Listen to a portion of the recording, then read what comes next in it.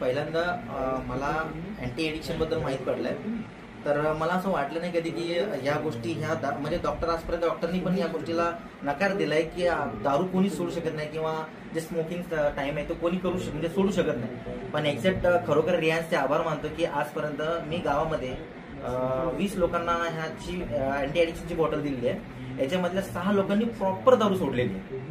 तर प्रॉपर म्हणजे आज ते दारूवाल्याजवळ जरी बसले ना तर सर वॉमिटिंग करतात. वॉमिटिंग म्हणजे त्यांना दारूचा वासही सहन होत नाही, असे प्रॉपर रिझल्ट भेटले.